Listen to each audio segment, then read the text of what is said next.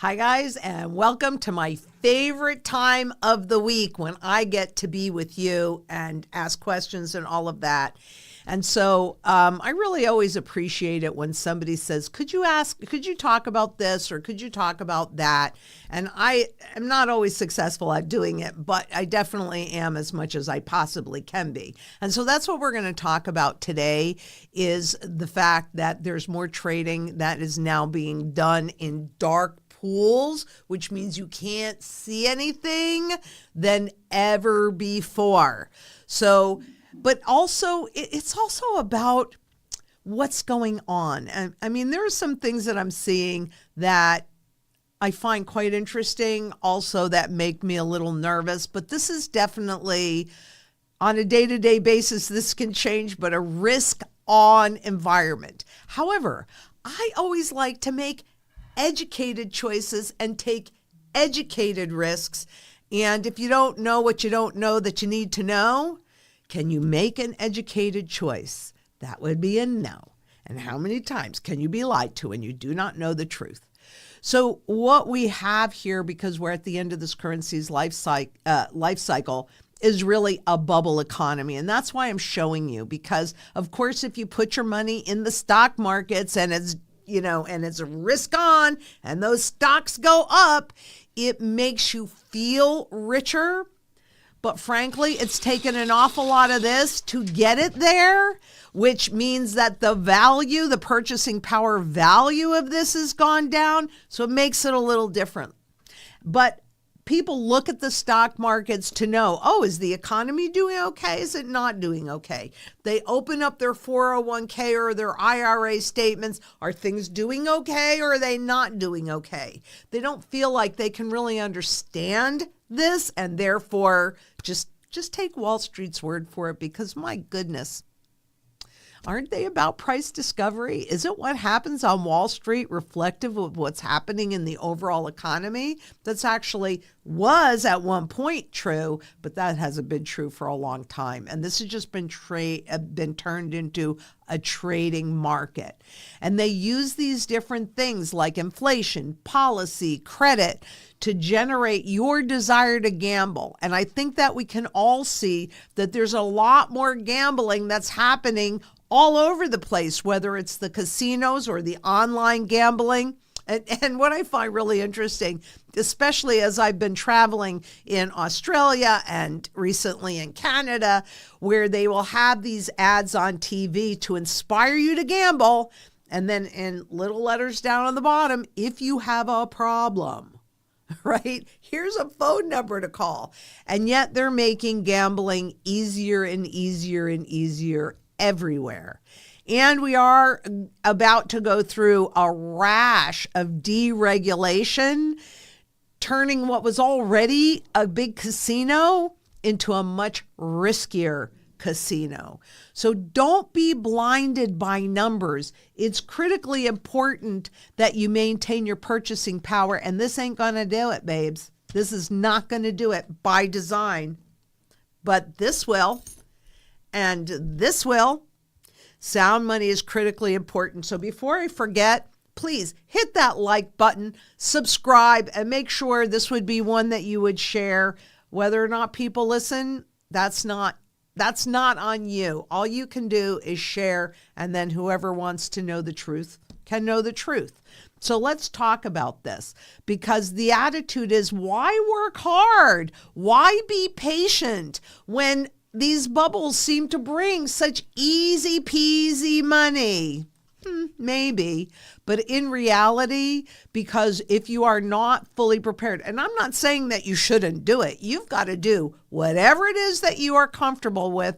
But what I would say is that whatever wealth you're keeping in intangibles, it's appropriately diversified with sound money, hard assets in your possession.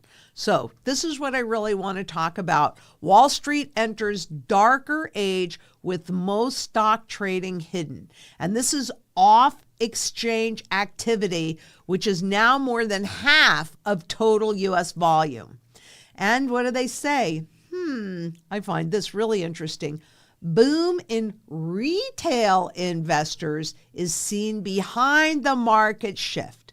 So you get the public involved, and as long as there's more risk to be transferred, or enough more risk to be transferred, I should say, then these markets get supported. But as soon as enough risk has been transferred, then boom, that support leaves the market. And I'm going to talk more about this. But for the first time on record, the majority of all trading in U.S. stocks is now consistently occurring outside of the country's exchanges. On ATS, which stands for Alternative Trading Systems, also known as dark pools, because you can't see what's going on in them. So, and what that means is that the price is not displayed on public exchanges. So while, yes, there's a tremendous amount of manipulation and tools that corporations can use to make their stock look like it's going up, on alternative trading systems, on the ATSs, which is what we're talking about today, you're not going to know any kind of pricing. And some of you may have even remembered the movie Wall Street, right? And I remember this from when I was first becoming a stockbroker back in the 80s. Because frankly, and I've told you this a gazillion times, there is no good price discovery from Wall Street to begin with. It's all turned into a trading mechanism. And theoretically, the more trading that goes off exchange, the fewer orders there are on exchange competing to determine the best price. So how do you even know what that is? What's the best price? And this means that the pricing on and off exchange could get even worse. You think? Because I agree with this. And so if this is what you're counting on to build your wealth, to retire in the future, to educate your kids, to create a foundation, it's a very, very, very hidden and rocky and dangerous place to be. No doubt about it. And let me show you what that looks like specifically, because this is a graph on exchange as well as off exchange volumes.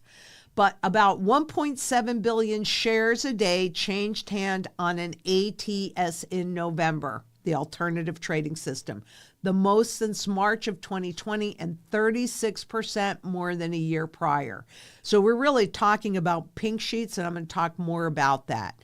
You can see how that jumped pretty ginormously in 2008. And that was the great financial crisis, but also what happened, right? That's when the great money printing machine turned on, and it hasn't been turned off yet.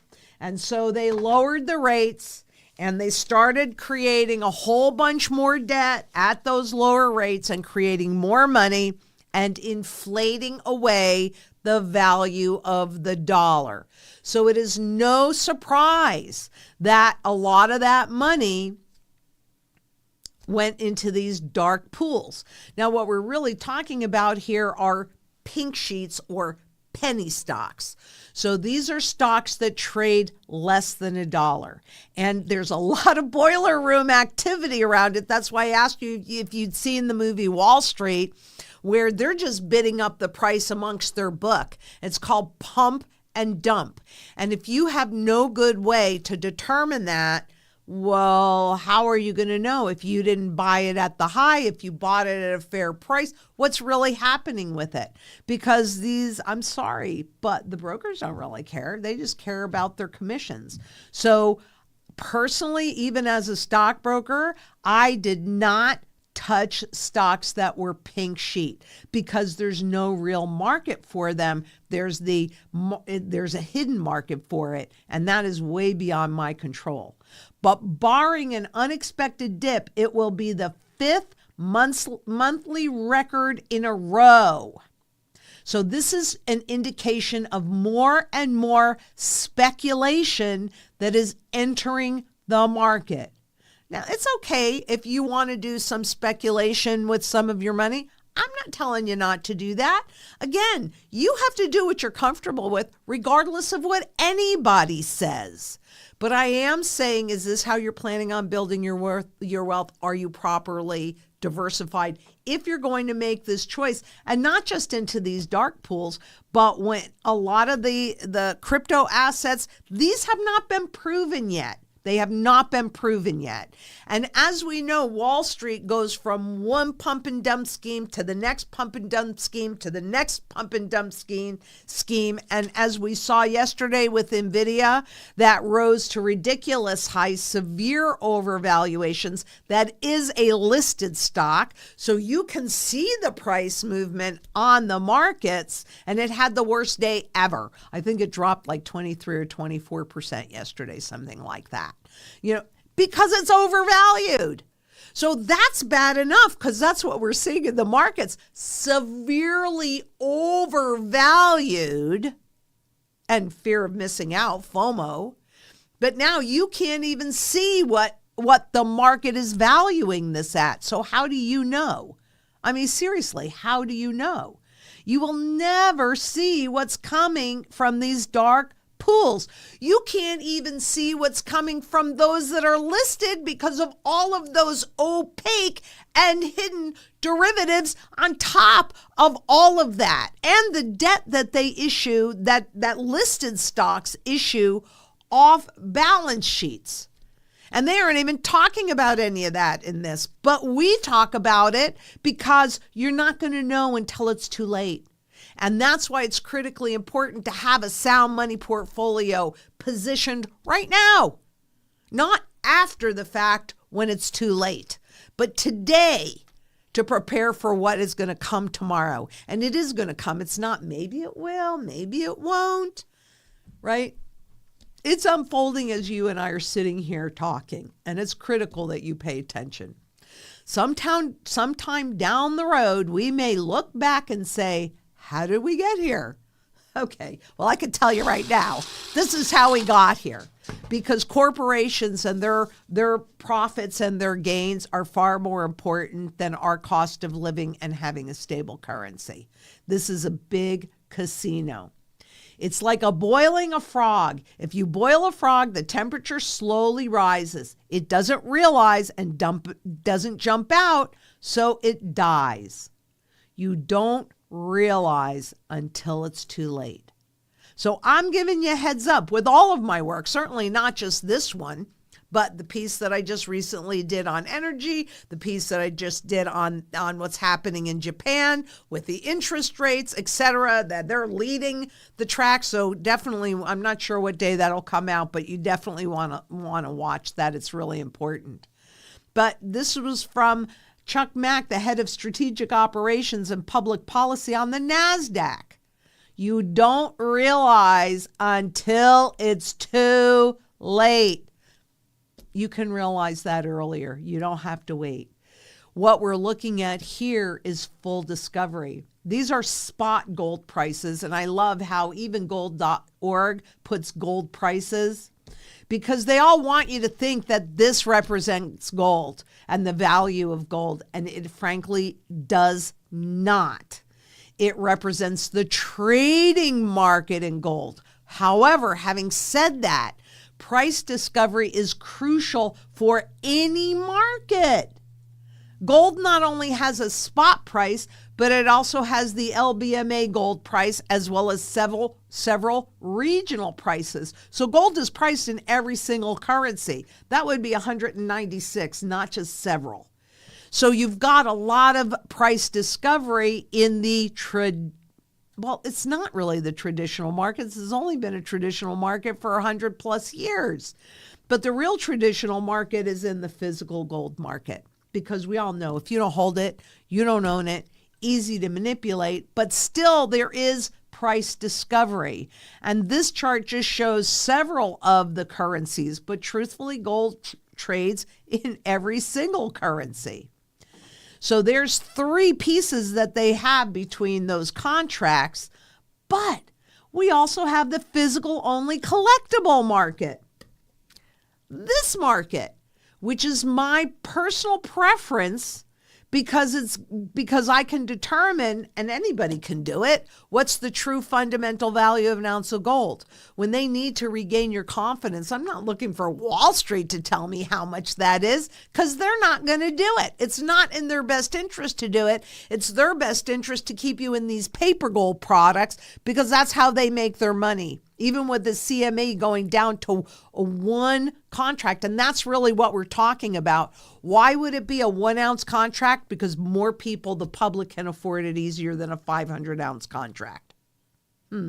Just like people can afford stocks that are trading below a penny, or below $1 rather, than above. That's why they do stock splits, and all of this is to get more and greater participation. But this is where I prefer to live my life, because it is a much more accurate market and a much more secure and safe market, in my opinion. That's why you guys know I don't really do anything with bullion. But it has the broadest base of price discovery, right? It is the second most highest traded asset on Wall Street. The second one, the S&P 500, is the only one that trades more, but all of the treasury bonds and the gilts, et cetera, the volume is not there. And it has all these different avenues of price discovery. That's why I always tell you, we're in a monetary life cycle event. You can go into this with things that are based on dollars, but when this dollar, it becomes apparent that it loses all of its value, then what do you have? You have nothing if this is the only thing that it can be converted into. Gold and silver is used in every single sector of the global economy. That's why you always hear me say it has the broadest base of utility, because it's used in all those places, and the broadest base of buyer, as well as the broadest base of price discovery. And frankly, as I've shown you over and over again, in these collectible markets, which are a physical only market, the ultra rarities, those most rare, at all-time highs, period, right? And they do their breakouts first, so you can track them to know what lies ahead. Then this level, which is just a lot more common and a significantly lower price, breaks out second. And it's still not yet trading at the highs that it created back in 2008. Bargain, bargain, bargain, bargain, bargain. Because not only will it do that, but it will go so much past that. And then if they do an overt confiscation, you actually have the gold that is less likely to be confiscated, because governments can do whatever they want. But if anybody can afford the ultra rarities, which they could have 1 ounce of gold at $15 million, they're either writing the laws or they have influence over those that are writing the laws, just like we saw back in 1933. So my personal preference is to be in that classification. Just like if I could buy the federal government's health insurance, totally would I do that, because it's much better than what I can get out here. And this is the purchasing power of major currencies, and it has significantly eroded relative to gold. And you can see this is gold up here. These are a whole bunch of different currencies down here. This is not rocket science. Gold's single most important function is to hold its value even over time, so that right now what we've got as severely overvalued, at some point in the future, probably sooner than later, will be severely undervalued. If you've held your purchasing power, you have that opportunity to have that wealth shift your way. Not rocket science. It is a repeatable pattern that has happened over 4,800 times. Why wouldn't you want to take advantage of it? But things going up in the intangible markets, in the stock markets, in the real estate markets, the real estate kind of straddles both these days as well as the physical gold market. You are much better off carrying the lion's share of your wealth in an undervalued true asset, sound money asset that is in a long-term positive trend, and the least amount of your wealth in an overvalued instrument that is in a long-term negative trend. Personally, I'm telling you, I'm staying the course. I'm not jumping ship because I see prices going up and because we are in a risk-on environment where things are being targeted to inflate. Because I am super clear. I have studied currency life cycles since 1987. Do you know anybody else that has done that? Because I don't. And it isn't that I don't talk to some very brilliant people that I have a lot of respect for. But quite honestly, when I see some of the choices that they are making today that they weren't making tomorrow, I really wonder, do you understand truly what's going on here? Because if you don't, how in the world can you make those educated choices that put your best interest first? If you're trading in a dark pool and it is a pump and dump scheme, so you just have this room of people that are selling the stocks and they can put any price they want on it because there's no way for you to know differently. Look, you want to take that risk, rock and roll hoochie coo. What I'm working on for myself and my family is building a lasting legacy that will be here long after I'm gone. And quite honestly, thousands of years of history have shown us what that is.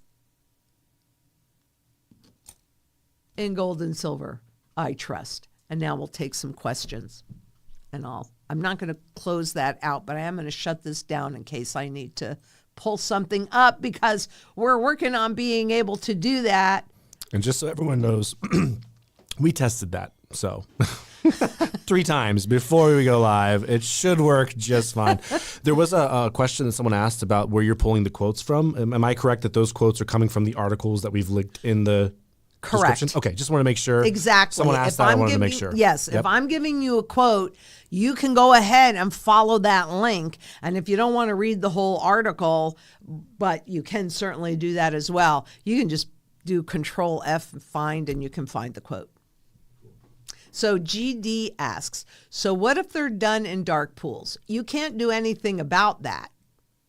Well, you can. You don't have to trade in dark pools, right? I mean, that's what I would do. I don't trade. Even when I was a stockbroker, I didn't do it then, and I'm certainly not doing it now. But trade what you can see. What about all those derivatives that are opaque against all of these stocks and all of these bonds and all of these corporations? You can't see that either. You can't see it coming. But what can you see? Well, I can see this because I'm holding it, and I can see this because I'm holding it. Everything else is an intangible contract, and if you don't hold it, you don't own it, and whose best interest is that in? You can still make money in the stock market, but you need to learn it like anything else. Let me tell you, I went to Shearson because at that time they had the best training program on the street, period, bar none. And guess what they didn't teach me how to do? They didn't teach me how to read the technical language of the markets.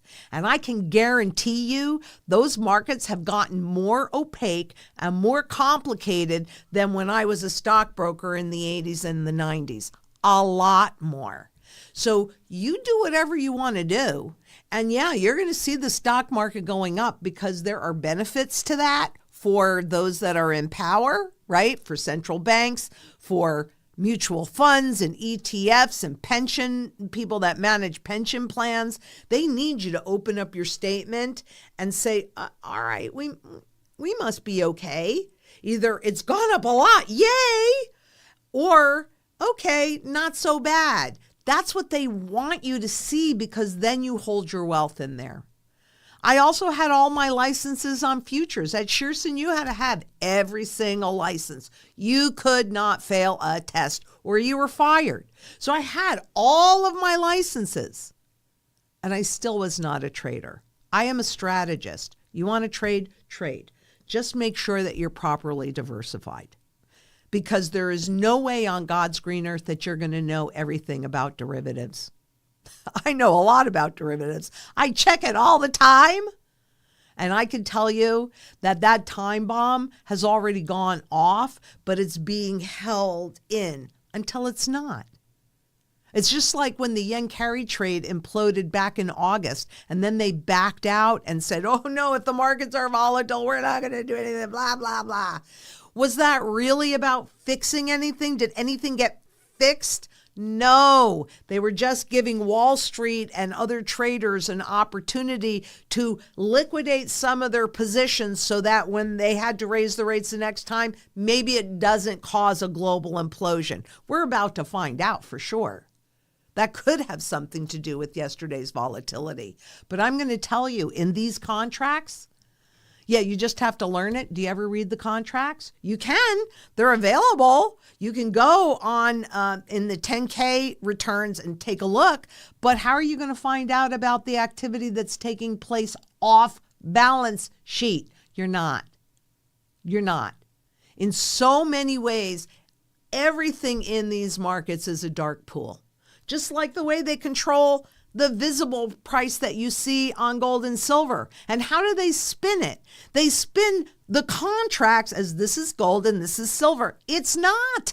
It does not reflect the true fundamental value. You have to become knowledgeable so that nobody can pull the wool over your eyes. Because how many times can you be lied to when you do not know the truth? Gold and silver in your possession are pretty simple, and they're a pretty simple truth. That is an asset that has survived the test of time. That is a legacy building asset. It holds its purchasing power intact over time, period. End of discussion. There is nothing else that can say that. So let's see. Okay, I guess I've, and if you have any comments back, was it JD? GD. If you have any comments back, bring them.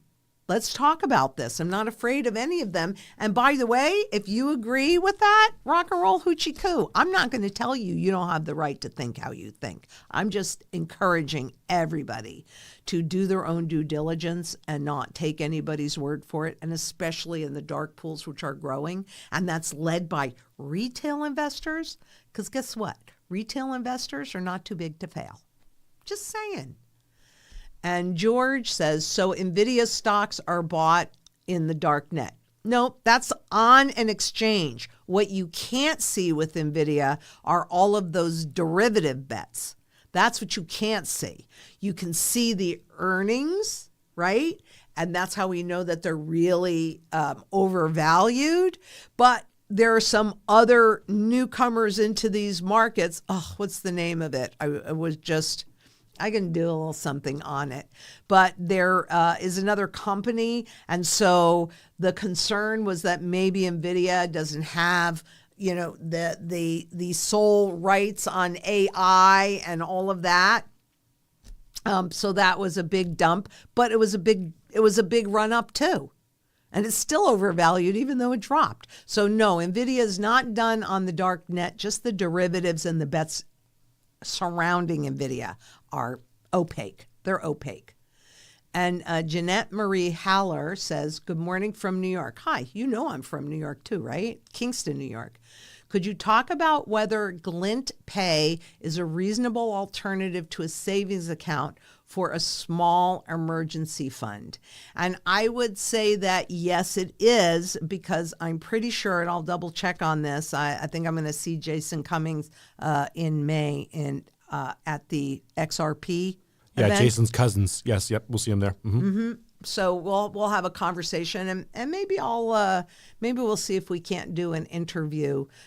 Gosh, it would be good if we could do a live there, and then you guys could actually ask him questions. I don't know if I can arrange that, but would you please write that down, and let's see if we can do that, because I think that would be pretty interesting. Absolutely. And I'm good as long as it's convertible.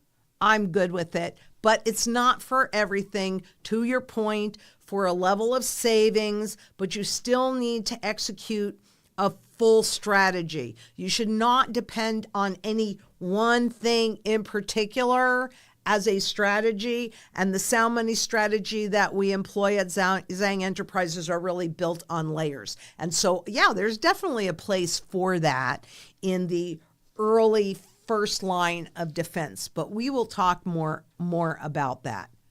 Can Yep, sorry, I was just double checking something real quick and back to questions. but yeah, let me see. Would you guys want me to see if I can have an interview with Jason while we're at XRP in person, and maybe we can set that up as a live and you guys can ask him questions? If you want that, let Adam know, and we'll make it happen. If you don't want to, let him know that too, and then I won't even try.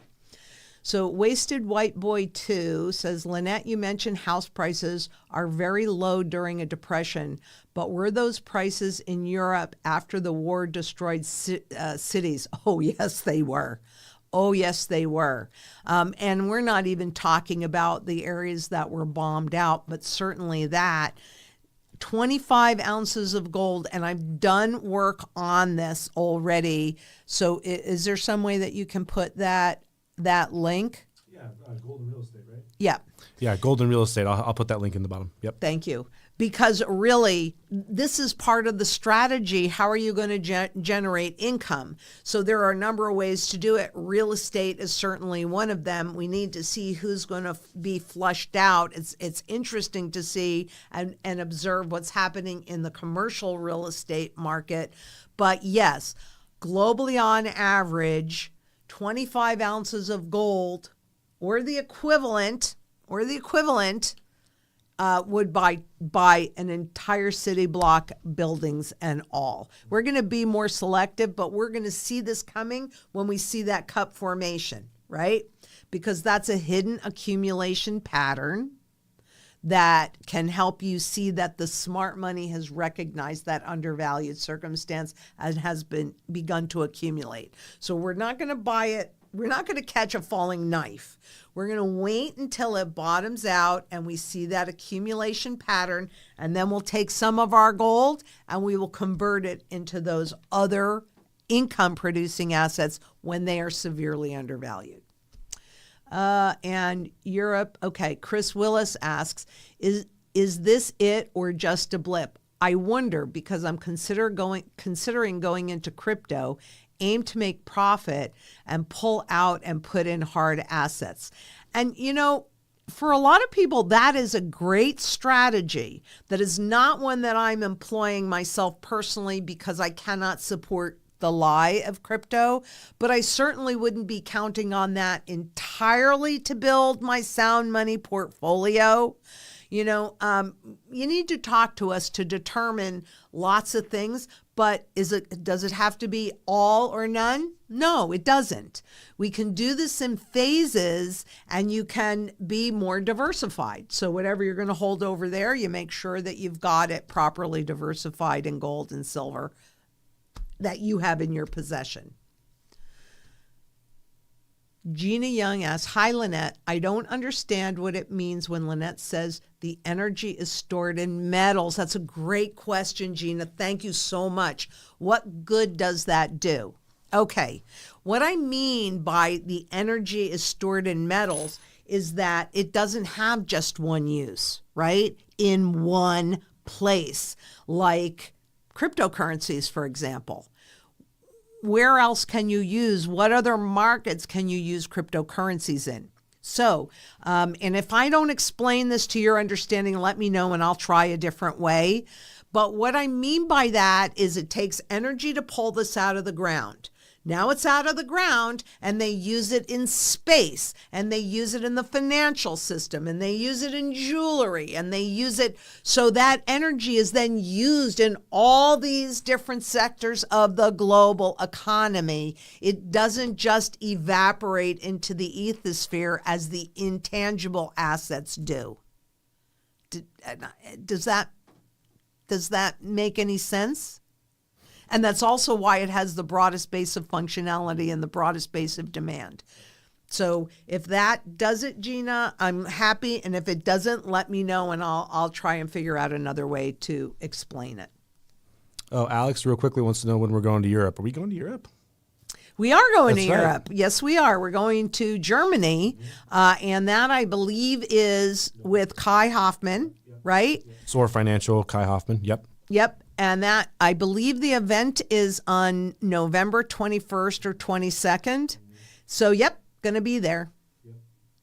And we'll do some other things. I think I want to see if I can't go see my good friend Egon von Greyer's in Switzerland, because we're going to be like right there. So, yeah. And JJ Watt asks, when buying pre-33 gold, does it matter if it is slabbed or not when stuff hits the fan? First of all, I own pre-33 gold in a bunch of different ways. And yes, it does matter when the stuff hits the fan, because it kind of works like this. Now, this is just a raw piece of gold. This is really what I use for my emergency savings, right? It's just an ounce of gold. That's all it is. And yet this particular coin was minted in 1903. So it will move, at least at this point, to the spot market and be very similar to this piece of bullion. But this is more rare, right? Which means there are a lot fewer out there. And you're making the assumption that nobody's going to care about that, when in reality, that $15 million coin is not suddenly going to become like this. And neither will this. It'll work like this. There's an auction. And there's 10 coins. There's 10 people at this auction. Everybody wanted one. So wherever the bidding opens up, that's what everybody's going to pay. And they're all going to walk away happy. But there's still 10 people at this auction, and there's only one. And everybody wants it. So the person that's willing to bid the most is the one that gets it. But you still have 9 other people that want it, so that supports the demand. And history has shown us that what happens with this is based upon the quality and the rarity. And so for every dollar's movement in here, historically and through crisis, these move more to a certain percentage, depending upon the quality and the rarity. So yes, and that's the whole point of having a diversified portfolio. There's gold and then there's gold. There's silver and then there's silver. So if you have a diversified portfolio, no matter where you are in that trend cycle, you have the right tool for the job. And that's why the strategy is built in layers. But yeah, it does matter, because you're making the assumption that nobody's going to have the money for it. But take a look at the wealth transfer that's going on today, right? And wealthy people always want when only they can have. So there's always money. It doesn't just disappear. It just changes location away from you to somebody else. How about you make it transition your way? What a concept. And this is just based on repeatable patterns. So follow up. Wasted White Boy 2.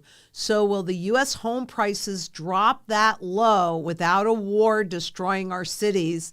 And thanks for answering my question. It is my pleasure. This truly is my favorite day of the week and the favorite time of the week, because I like doing these live, and I can't wait. I don't know that Adam's made any move towards this yet, but I can't wait to do it in person and live. We'll still be doing it so you can ask me questions from wherever you are, but to do it in a live audience, if it were me, because if I think it, then so shall it be. If it were up to me, we would have already been doing that. But that's only because... It would have been today. There are so many things, so little time. But yes, the U.S. home prices will drop pretty substantially when we go into this hyperinflationary depression. So yeah, there does not have to be a war in order for that to happen. I mean, it happened in the U.S. It happened in the U.S. back in the 30s. So lots of opportunities. Okay, and Dylan Williams asks, is it true Robert Kiyosaki sold all his silver? Go give him heck, Lynette. You know, Robert and I are very good friends. I just saw him up in Vancouver. And yeah, I mean, it was on his channel. So if he said that he sold all of his silver, he gets to do, just like all of us. I cannot dictate what other people do, but I do think he has FOMO. And we don't necessarily, and we don't have to agree on everything. He also believes in a lot of leverage and debt, and it works great on the way up and it works crappy on the way down. So I haven't had this conversation with him, but he said it himself, so I have to think that it's true. I am not making that same choice, period. I am not. In fact, I'll buy more. I don't care because I know that it's an undervalued asset, and cryptocurrencies, they haven't been tested yet. Gold and silver has been tested. So Robert gets to do whatever Robert wants to do, and he's been a buyer of Bitcoin anyway. I just can't support the lie. So real quickly, I want to interject here because low blood pressure. Hey, how's it going? Appreciate you being back. But you also said something, so we're going to answer your question about the significance of trades in the dark. But previously, he asked another question, which is why would we go to a crypto conference, the XRP conference, and are we supporting the lie by going? Essentially, was his question. So I kind of wanted you to. Okay, that is a very great question, and the reality is I will go in front of any group that will have me, because what I'm really focusing on, especially these days, is building that global community. And when we went last year, I mean, you go back and look at the footage. I mean, the people that buy cryptocurrencies, not those that are looking for the trade, but those that are looking to go around the system, have the same kind of head that people that buy gold do. And there isn't any doubt in my mind that it was created and came out right when the quantitative easing, all this free money printing was happening. So I'm going there because I want to recruit people for the community. I want to build that community. And believe me, every time I do these events, no matter where they are in the world, they take an awful lot of effort from me because I have to pre-do a lot of work since I work 7 days a week. Like that to be a little different at some point. But I was put on this planet to be of service, and I am definitely fighting for sound money as part of the new world order, the new monetary system that they're trying to put in place. So I will go in front of any group at all, to talk about community and sound money and help people understand how they make that transition and they get everybody to comply. And I would say, just looking at that, since you brought up my friend Robert, that to me that indicates that we have just, and also all of everything that's going on. Things are changing. Are you ready for that change? 'Cause you better be. Because even though it makes a whole lot of sense it's called ratio trading, where you buy cryptos and the cryptos go up and then you take those profits and you put it into gold and silver. The problem is that you're not going to likely know 1 second before that whole market is going to implode. So, and also the way that I live is I lead by example. So if I were to do that, then you'd go, oh, well, look at that. And I can't do that because it would be a disservice to you. I'm working hard on getting sound money in the system. I don't see cryptos as sound money, and they're going to be tested. I think they're here to stay. There's no doubt about it. Probably, there is a little place on the money flower from the Bank for International Settlements for private cryptocurrencies, but Wall Street has taken that over. Haven't you noticed? Do you trust them? Is that not a pump and dump? I don't know. And low blood pressure asks, Lynette, what is significance of most trades in the dark? You'll never see it coming, and there's so much that they're doing that we can't see. And that's really why I can't buy into that's one of the reasons why I can't buy into the lie. Look I was watching NVIDIA and really was thinking about buying it. It was like $56 or something like that a share. And I could see a lot of the benefits. So this was a while ago, and I didn't do it. Why didn't I do it? Because I don't know when it's going to be too late. And I would always rather be 2 weeks, 10 years, 20 years. I don't care. Too early than even 1 second too late. Because in that 1 second, you lose all your choices. So the significance is that you can't see it, and it's layered into all sorts of other things that you can't see, which means it's not in your best interest, which means it can happen at any given second, and you're not going to have the ability to get everything in place right now, which is the importance of the local community, right?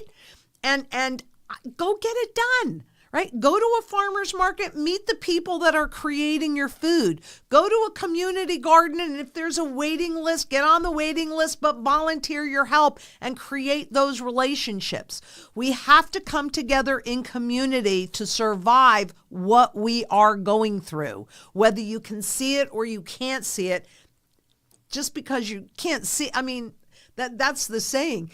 Ignorance does not make you immune. It just leaves you vulnerable. So the significance of even most trades being done in the dark, in dark pools, is that you'll never be able to protect yourself because you'll never see it coming.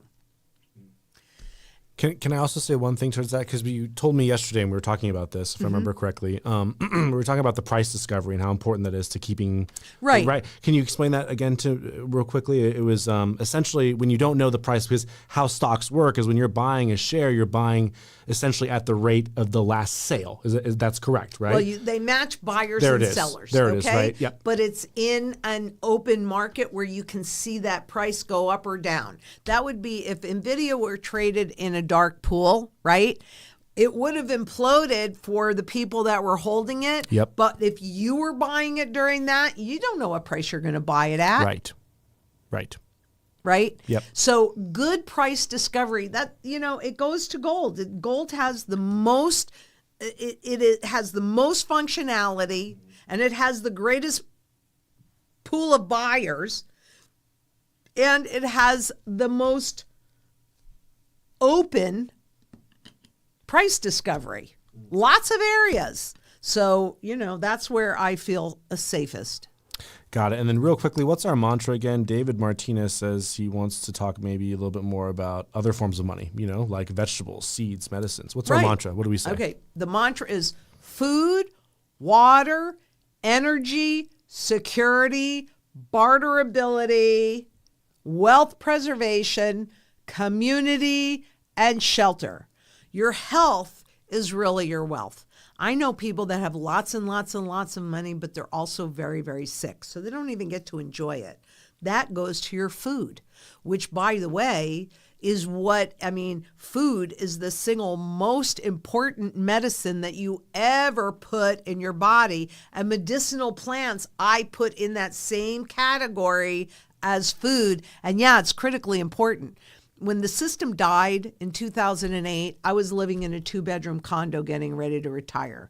And my retirement was going to look like I lock the door and somewhere in the world I go for like 3 months, renting a house that's big enough for if anybody wants to come and visit, but learning about the food, learning about the art, and doing some traveling and blah, blah, blah. That's what I had planned. And then 2008 happened. And I 100% knew at that moment that the system died, that it was just being put on life support. And I didn't know about quantitative easing at that point, but I knew that they had to put it on life support to get the new system in place. And so I ended up buying this property in dead central Phoenix. And I am not I'm not really a gardener. I'm not really a farmer, but I 100% knew that food was the single biggest issue for people as we make this transition. And I really can't stand it when anybody is hungry. I seriously, it just bothers me to my core. So I started digging up the lawn, and I learned how to lay irrigation. And I put gardens in and had lots and lots and lots and lots and lots and lots of failures, but I had to learn that skill. And so volunteering at community gardens or volunteering with people that you meet at the farmer's market and say, hey, I'll give you a day of labor. What you're doing is you're creating that relationship. Now, of course, I have people that know what they're doing for the farming and for everything else. But yeah, food is barterable. Any talents you have are barterable. Every piece of that mantra, what you're trying to do is create security in there, because that's what sustains a reasonable standard of living. Coming together in community with whatever you have, because I have been working on this for a very, very long time. Right? I don't think we have that same luxury anymore. We're that much further down the road, and they are that much further about making the shift into this new full surveillance system, where you will lose all your choices if you are not independent in all those mantra areas. So is there something about that you wanted to discuss besides that? No, that was his question that he asked, and he hasn't followed up anything. So I think you got a good answer there. Thanks for asking the questions a little bit. And hey, we appreciate you being here every Tuesday. He's always here. So absolutely, and and we've had Arthur just had a baby, so he went on paternity leave, and that kind of put a little. It kind of put a little damper on the new website that we want to bring out that is all about the mantra, but you can still ask us mantra questions. I have people here. I have Morgan, the farm manager, and Jason, and of course, Adam, and lots of people that if there's a particular area that you need some help in or you have questions about, we can definitely connect you. Call us.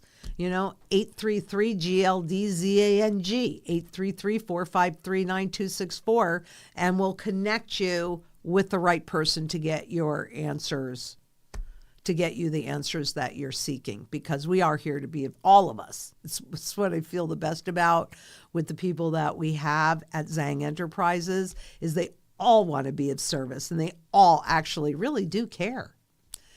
And Rosie asks, Lynette, what is your take? Okay, so is the DeepSeek AI. What is your take on the DeepSeek AI kerfuffle that happened yesterday? I know you're not in the stock market, and neither am I, but I have several family members and friends that are.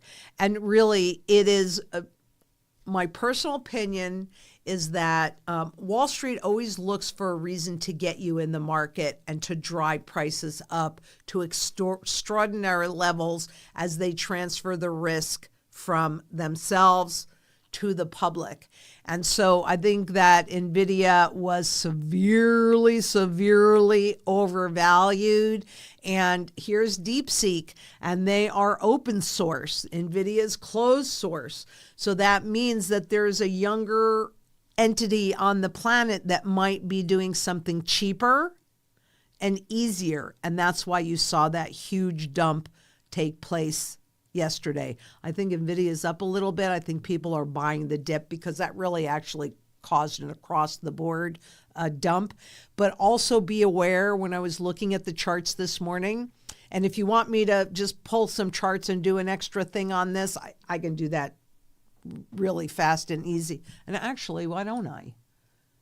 Because I don't think I have stock charts on here, but let's see if it'll read me, because I can show you what I was about to tell you.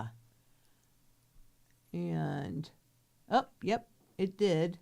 So enter the symbol, and I'm going to go.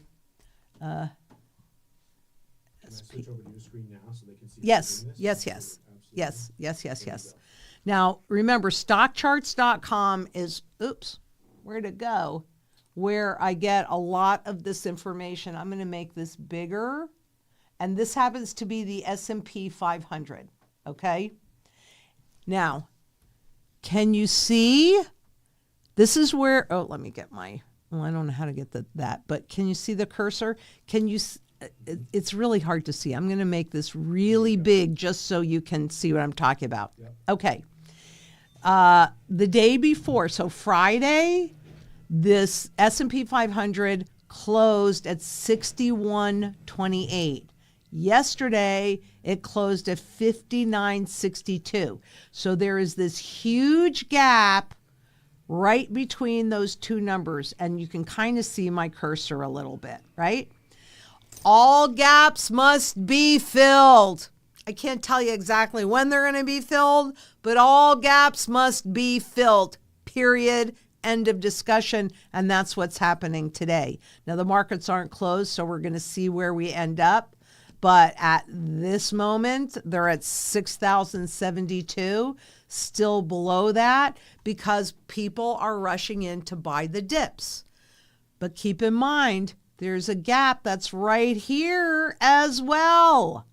And at some point, all gaps will be filled. So there is a lot of downside in these markets. And you can see, let's see if I make this a little bit smaller, but still, okay, this red line there, that red line, that is the 200-day moving average. And so how they get that is every day they total up where the market closes, and it could be done for stock, it can be done for spot, it doesn't matter, it works the same for everything. So every day for the last 200 days, they pull the closing price and then they draw an average. So that's the 200-day moving average. This blue line is the 50-day moving average. So they do the same thing, but instead of 200 days, they do it for 50 days. When the current price is 10% or more above that 200-day moving average, which kind of works like a rudder on a boat, right? And if you're a water skier, there's only so far one way or the other that you're going to go away from that boat rudder. When it gets to extreme levels, that's another indication of too expensive a market. And you can see it all the way here, and you can also see those gaps being filled, by the way. Too far above that 50-day moving average, away from that 200-day moving average, you're looking for a correction, right? You're looking for the markets to go down. So there are a few technical things in here, but you can see the gap that was created here was filled over here. There's another gap here. It will be filled. I can't tell you when, but it's going to be filled. And that's the way the markets work technically in general. And I hope I answered that question. But if I'm not, let me know and I'll try again. Rosie said thank you, and someone else in the chat said, welcome. let's go charts. So let's go charts. I love my charts. Yeah. I mean, I think they speak volumes. And you know what's also interesting about any of these charts is I can look at the same chart 1,000 times or more, and yet somehow miraculously, every time I do, I see something different. It's so interesting. But yes, let's go charts. Can I have some questions? Yeah, of course. Let's give a shout out to Koala Games, which is Warner. Oh. He says, hi, Googie. Oh, my grandson's watching today. Hi, baby. Hey there. I love you. He's in football. He's into silver. Oh, yes. Right? You love your silver, don't you? You love your gold, too. How great that my grandson is watching. Yeah. I maybe he'll fill my shoes one day. Hey.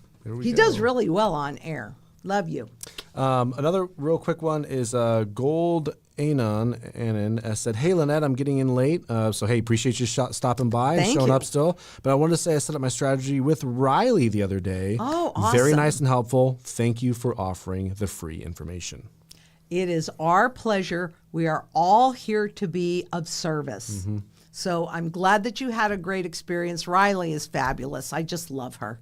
I honestly love everybody that's with Zang Enterprises because they have such good hearts and they really want to make a positive difference for a lot of people.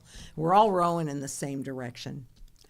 And Linvis Canvas says, Lynette, what do you think of Catherine Austin Fitt's latest Solari report videos? I think she mentioned the dollar not going away. And I haven't seen them, so it's kind of hard for me to mention them. But when she says that the dollar is not going away, it's the name that's not going away. And they keep the name the same. And I mean, I can show you this, right?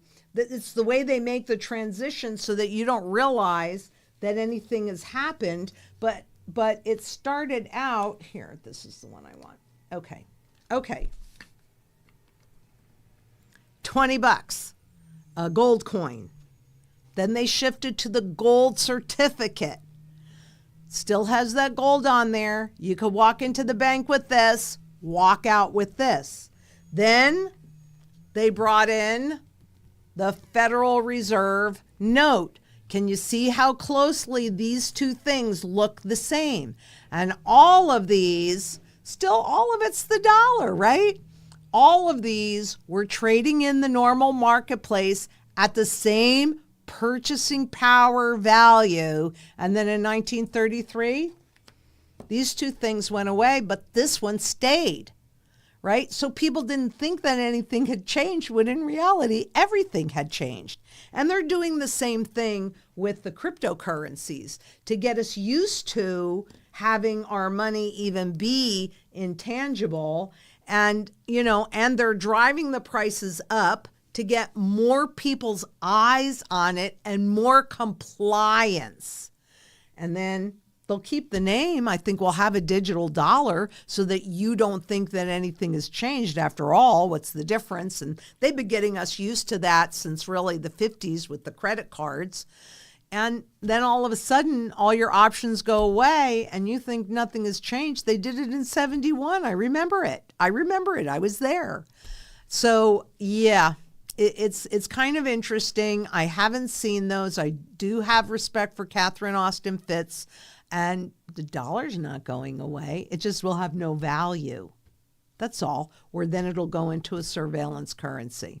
So you won't know that anything has changed. But yeah, it's interesting that you said that because there's someone in the comments too, and I believe, I want to make sure I get the name right, the commenter, God Mode Academy. Hello, shout out to you. But they're kind of in the comments, and he was just saying, or they were just saying, excuse me, that no, the market's probably not going to crash. Their belief is that everything's just going to go skyrocketing, right? You just won't be able to afford anything. So maybe it doesn't crash, but you can't afford anything. But what's the difference there, exactly. right? Yeah. Right? It can crash up. It can crash down. Up. Does it really matter? No, because the only tool they have is more money printing. And the more they do, as we have seen, we have experienced this and seen this. And I just did a piece on Japan. So don't miss that piece. They were in the lost decades fighting deflation from that big, huge inflationary push in the 80s. And all that money printing and all that loose policy with interest rates being down at zero didn't work. And what are we doing? That's what we're doing. We already know it doesn't work. Insanity is doing the same thing over and over again and expecting different results. I prefer not to be insane. I mean, some people probably do think I'm crazy or insane, and that's okay. I'm the youngest of 7. I'm kind of used to it. Doesn't bother me at all. But I want real money. That's what I want. And by the way, it's over here. And by the way, just because we talked about Warner, he was able to buy, I remember this, Warner, when you bought that gold coin for me for $15. Nobody else gets that deal, but you do because I love you. And I'm really doing all of this for you and Lily and Matthew and Christina and everybody's children and grandchildren and great-grandchildren. So Cool Brother G asks, why is the U.S. not buying gold if the reset requires gold to be reevaluated? If governments don't like the restrictions of gold, why would it need to be reevaluated? Is the plan for China to take over? So let's kind of talk about that, because every single country has a gold revaluation account. This is about confidence. Even though we've been taught for all this time away from gold and away from silver, because it just makes their job so much easier. If we think this is real money, it's not. It's fiat government debt-based money. But presumably the U.S., I could actually even, I think, show you this. I can try. But presumably in Fort Knox, we've got a whole bunch of gold, excluding gold for China, total reserves, export price. Well, maybe this isn't so easy to do it with. However, so it's not been audited. I can't sit, and they create all of these fiat money products from it. So I can't really tell you, do we really have it? Do we not? But when you're bringing up China and the shift over to China, what if the world demands that the U.S. prove unequivocally that they're sitting on more gold than anybody else is sitting on? Well, that's going to be a problem. But if it's not tested, countries have gold revaluation accounts to regain your confidence when you lose all confidence in this stuff. That's what the point of the gold revaluation account is. And if governments don't like the restrictions of gold, why would they need to reevaluate? They would to regain the confidence. So yeah, no, they don't like the restrictions. They like more what they call flexible money. So it means they can make as much as they want and devalue whatever is out there. And, is the plan for China to take over? Actually, I think the plan is for the IMF, the International Monetary Fund, to be at the tippy top and take over, and no one particular country. And they've been moving toward that with universal money. So locally, we'll have the dollar, the digital dollar. But on a global basis, we will have the universal SDR, which stands for special drawing rights, which is the IMF currency that is made up of a basket of currencies. So it's easy to move dollars to China or Finland or wherever else, that they need to move to. I think that's who's going to take over if we allow that. But I'm not going to sit here and go, yeah, that's okay with me, because I trust all those unelected officials that we have no control about, which are central bank chiefs and treasury secretaries, right? Yeah, I trust them to have my best interest at heart and Warner's best interest at heart. No, they don't have your best interest at heart. They have their best interest at heart. So become your own central bank. And therefore, as governments revalue gold to get your confidence back, you can pay off your mortgage or your other fixed rate debt. You can now turn around and buy those assets, income producing assets that are currently severely overvalued, to be severely undervalued. That's why you can do 25 ounces of gold, an entire city block, buildings and all, global average. Yeah, that's not too bad. You kind of touched on central banks real quickly, and the question saying, why is the U.S. Not buying gold? Well, central banks are buying gold at the largest amount ever. Oh, yeah. So that would include the U.S. central banks as well. Well, Or no. Okay, help me understand that. Help me understand that if you don't mind. Well, look, the U.S. says that they have something like 8,200 tons, which is more than anybody else.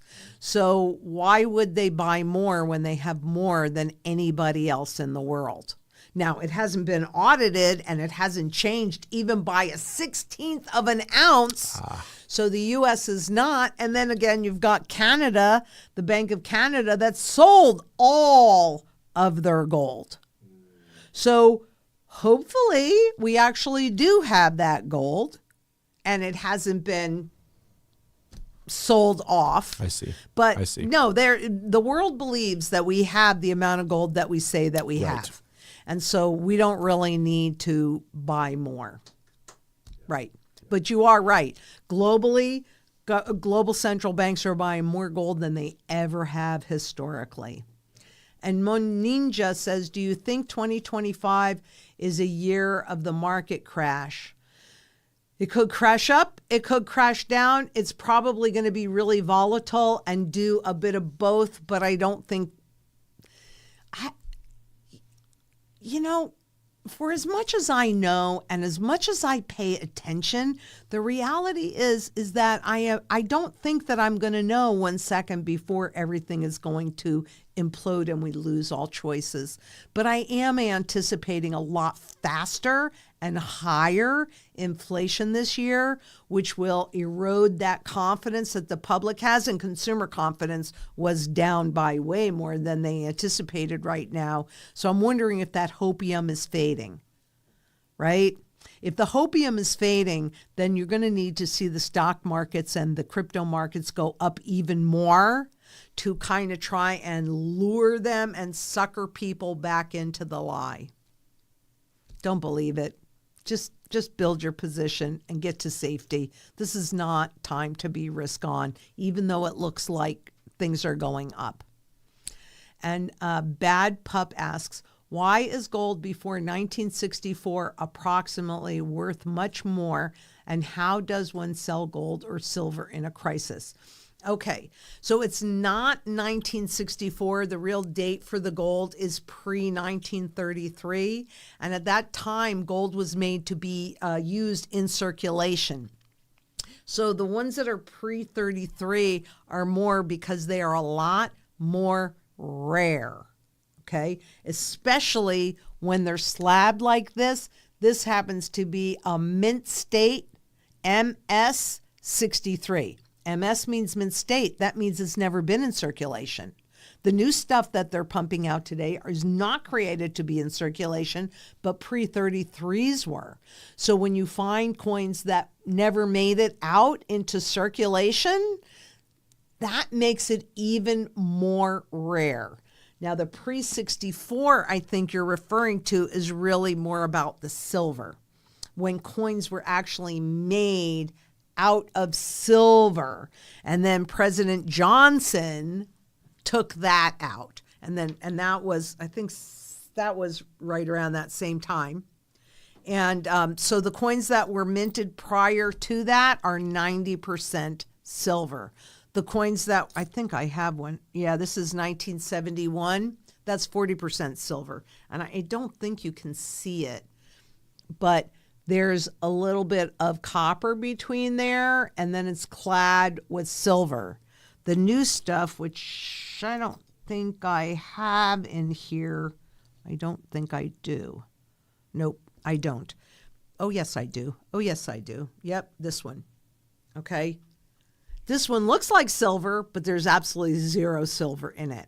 And the way they made that transition was by allowing all of the silver coins, which look a whole very similar, right? I don't know that you can see this, but honestly, these two coins look super similar. So you don't, and they allowed them to circulate at the same time with the same level of purchasing power so that you don't realize that anything has changed when they took them away. And actually what ended up happening, the government did take them out of circulation. The public did. That's why we have junk silver. But I love junk silver myself. I own quite a bit of it. And just some Cool Brother G, congratulations on hitting 60,000 followers. Thank you so much. Oh, thank you so much. Allison Yeah, Silverland. we need a lot more. Yeah. Please share this. Absolutely. Please encourage people to we should have 3 million. Yes. Oh, absolutely. And 60 Allison million. Silverland says, yes, congrats on your enormous success, Lynette. It's amazing that you have went on your own and just built this community so quickly. Well, we couldn't have done it without your guys' support. Exactly. So, exactly. thank And you I guys so much. appreciate it. And I met a lovely couple that came into the office yesterday, and and they were at the other place, and now they came here. And I know a lot of people have done that, and I want you to know how much I appreciate your trust in me and how responsible I feel toward you. I mean, one thing that has been 100% clear to me, not necessarily to others, but to me, is that you are who I work for. You are who I work for. Even if you don't do business with us, you're who I work for. That's my job. Not anything else, not anybody else. And Randy Welchel asks, are you following Judy and any others in the administration who want precious metals back in the U.S. money supply? Yes, I am, and I'm participating in that too. And join us, right? I mean, it's not going to happen unless we have both a ground roots effort, right? So the general public, and then we also have to attack it from the top. And I believe that we really have to get enough states legalizing, re-legalizing gold and silver as legal tender and taking away the taxable event from it, because that's one way that the federal government has of, taxing money. So with this stuff, they tax it through inflation. They can't do that with gold and silver, so they do it overtly. Covert, overt. The same thing with the dark pools that we're talking about. We need good price discovery in everything in order to make those educated choices. And Malice Lone Wolf asks, do you have a number of ounces in gold and silver that you think would leave you living a comfortable life? Is enough wealth to immediately retire even if you're younger? Yeah, absolutely. In fact, I just recently did a video on how much gold and silver do you need. And the strategy that I developed from my studies from 87 takes into account your current standard of living and especially what your goals are. And then the portfolio that we put together is tailored to your specific needs. So yes, there is a certain amount that you need to have a comfortable life, and also to address any of your goals, whether that's paying off fixed rate debt or generating income currently, and then, not currently, but in crisis, and then into the future. We can do it for individuals. We can do it for corporations. Because the reality is, whether you're a government, a corporation, or an individual, the laws of economics work the same for everybody. The difference is that you and I, if we do this, we're going to jail. And what? Burp, burp. Okay, low blood pressure asks, what is really going on with the Chinese economy? Good God, it is falling apart. Right? I mean, look, what did they want to do? They pumped it, inflation. They started the transition from, working hard, like the first thing that I put up, working hard, a more rural economy, to building out these cities and creating wealth, making prices inflate in the real estate market and in the stock markets and in the bond markets to draw the public in and transition to a consumer-driven economy, because that's how they can deal with and they can deal with the inflation, create even more inflation, and create the onus of supporting the economy on the public. But it really is about control. And I'll do a piece. I have it pulled up. It just hasn't really risen to the top when some of these other... there's just never enough time to do everything that we want to do. But wait, we've got plans on that too. Have patience. We'll get there. Kind of a funny comment I saw from, let's see here, Too Far Gone. Have you ever tried to talk to a Gen Z about silver? Actually, we've got a bunch of things that we're doing with silver, and you're going to be seeing them, especially on our social media. We were even talking about one of those plans yesterday. So stay tuned. But as Warner can attest, and I think he might be a Gen Z. Are you a Gen Zer, Warner? Because what age is that? Do we know? I can't remember the age group. But that's like, I think, the youngest one. It's the youngest. So that would be Warner.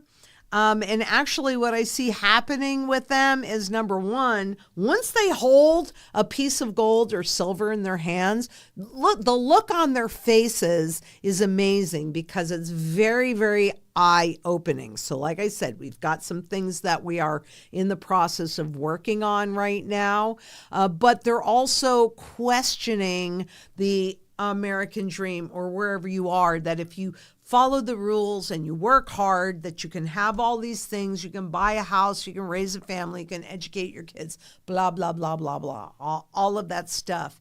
And I think the younger generations, whether it's Gen Z or what's millennials, right? I'm not sure what my girls are. Are you a millennial? I'm a millennial, so they would be above me.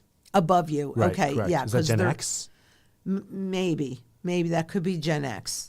Right? All these gens. I have no idea. But what's really happening is that the younger generations, and this is happening on a global basis, this really gives me a whole lot of hope, are seeing that they've been fed a lie and are rebelling against it. And the way that they're rebelling against it is by not following those things that they're told to do, and also going to more cash, which is surprising, but they're feeling the pain. If they're working, they're feeling the pain of all the debt that they've been encouraged to take on, and they realize that they cannot live that American dream or the Chinese dream. You said what's happening to the economy in China with their Gen Zs and their millennials. It's the same thing. It's called the lay down generation, where they're going, why should we work this hard? Why should we do this? We're not getting what we were promised, right? So I think we've got a rise of a global revolution. I want it to be peaceful and quiet, and you can do it just by buying gold and silver so that we can have a say. And I hope that it is peaceful and quiet. But yeah, what's happening in China in many ways is happening all around the world. We got 3 more questions left. I have one from GTVB88. I'm sorry I didn't put it up there. It's just it's scrolling past me faster. You didn't put it up there. Lynette, with $1,500 today, what would you buy? Gold or silver? I would do a bit of both. You can do fractional, right? Here's all different sizes, but you need both. But with $1,500, it would be a barterable portfolio. That's what I'd be looking at, but I would definitely do both. Yeah, give us a call and we can talk you through that. And then Supermat, hi, question. I buy a monster box, dollar collapse, and I take my coins to a gold coin shop, and now they pay me in CBDC. What do we do then? Okay, number one, that wouldn't be horrible, because what you will have done is held your purchasing power intact. Would I convert the entire monster box? Not unless I needed that entire monster box to pay off a mortgage or buy something or whatever. And that's not what you really use to pay off your fixed rate debt or your mortgages. But you should be working with a reputable dealer that has a network of wholesalers that have standards, right? Standards in, standards out. It's in writing. It's really clear. It's not vague or sketchy. So create a relationship with somebody that you can trust, that you know is going to be there for you as we're going through this. And that is the point. We can't necessarily control, although we're trying. I'm definitely trying on your behalf. We can't necessarily control what this new currency is coming into. If we have that choice, if we can get maybe 3% of the global population to buy gold and silver so that the new currency is 40% backed by gold, not pegged, but backed, which means that you can take possession. You can walk in with this and walk out with this, right? Then that stabilizes it, so it creates a whole lot more structure around it. And but yeah, you're going to have to convert it into whatever the tool of barter is, if it's CBDCs or it's hoochie cooch. It doesn't really matter. That's the point of having this. And then also you liquidate it as you need to. But I wouldn't be going to a pawn shop. I wouldn't be going to create a relationship with standardized practices that has a network of wholesalers, right? That's really the way to do it. And Mark Hemingway asks, you've convinced me to buy pre-33 gold, but I'm worried about buying slabbed. My pawnbroker background makes me worried about counterfeit coins coming out as the value keeps going up. Thoughts? Well, 100% that is a problem, and it does take me back to working with that trusted partner like Zang Enterprises, because everything that we do is guaranteed to be as it is, right? So you want to make sure that, yeah, you are indeed getting what you think you're paying for. And there are all sorts of tests that these coins go through to make sure that they are real as well as authentic. It matters. That's the point of the slabbing, because this is a tamper-proof case. So once it is determined that this is what we're saying that it is, if even I attempted To break this case out, I have to go through that whole process again. And it's like 100 different steps that a coin goes through to take it from this to this, right? I'm not a numismatist. I'm not. But I work with people that are. And they've been doing this for a very long time. And they have a ton of different avenues from which to buy and a ton of different avenues when it's time to liquidate. So part of the strategy is getting you in, but then how do you use it all along the way? So there are your layers for wherever we happen to be. And how do you liquidate it for the most bang for the buck when it's ready to convert into whatever that local currency is, or pay off a mortgage, or buy those income producing or whatever it is. It's critically important in my opinion. You do whatever you want, but it's critically important to work with somebody that you know and you trust and is transparent and truly transparent. Can I ask one more question about that? Mm-hmm. It's fine, Tiger Stacker. People call me Andrew all the time. I just appreciate you being here. Tiger Stacker's in the chat. What's your name? Oh, you're not Andrew?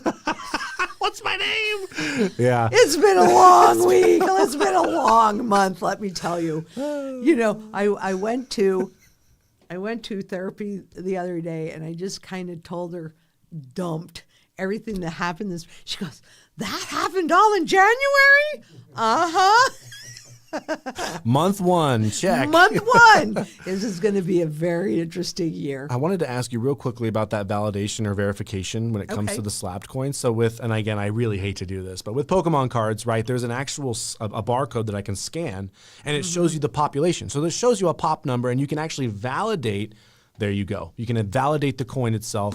So that means you're not buying something that doesn't exist.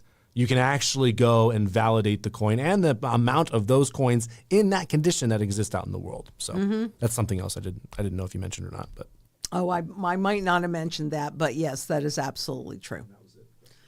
Okay, you guys. I mean, this has been great. I love these sessions. Hopefully, we're going to see some of you actually live when we're ready to do it in the amphitheater in our new building, which is fabulous. And I'm hoping we're in our permanent offices May, but who knows? And we'll let you know, because at some point in here, once we know that everything is done, we're going to do a killer open house. We're going to do lots and lots and lots of wonderful things. And it's all about building that community and creating that sound money movement. It is time for us to take our power back, and we can do that together. I 100% know that together we can make a positive difference for a lot of people. And until next we meet, please be safe out there. Bye-bye.